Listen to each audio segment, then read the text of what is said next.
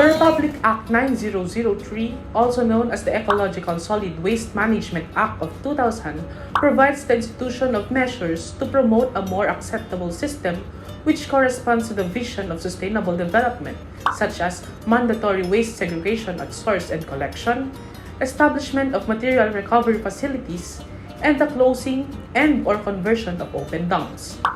RA 9003 aims to reduce wastes being generated while reducing the wastes disposed through recycling and composting.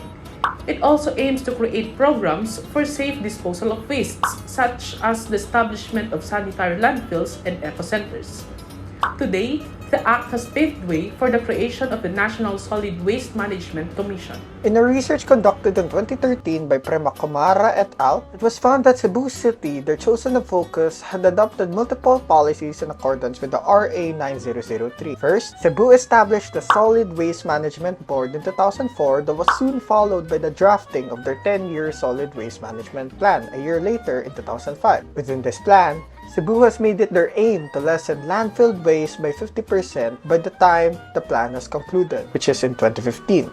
To assist in realizing this vision, barangay solid waste committees were also created to ensure the proper implementation of solid waste management in each barangay within the city. They also adopted policies such as the no segregation, no collection policy and the Kwarta sa Basura program so that the citizens can be more engaged in the SWM efforts through means of reward and punishment. Finally, the city also reached out and collaborated with local and international institutions to help spread awareness on proper SWM and made sure to allocate proper budgets for the numerous SWM programs set forward in their city.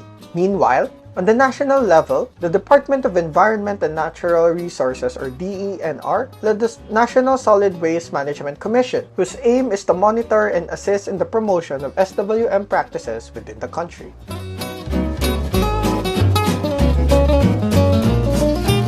SWOT analysis of Republic Act 9003 or the Ecological Solid Waste Management Act of 2000. Strengths: many private companies and non-government organizations are actively involved in solid waste management efforts in the country. The law promotes the use of environmentally sound technologies for waste management such as recycling, composting, and waste to energy. The law mitigates the environmental impact of waste disposal. Weakness: lack of enforcement and public compliance with the law. Lack of resources and infrastructures for solid waste management. Opportunities: create employment opportunities and increase local economic development. Development of public-private partnerships and innovative solutions for solid waste management in the Philippines. Energy generation from bio-waste. Threats: due to a lack of suitable garbage disposal facilities, environmental degradation and public health hazard may arise. Increasing amount of waste generated due to population growth. In vulnerable areas, natural disasters may interrupt trash collection and disposal systems. In order to alleviate the weakness of low public cooperation, I would recommend revising the law to add a policy called fee and dividend. This policy, inspired by Dan Miller's proposal on TED Talk, puts a fee on the carbon dioxide emission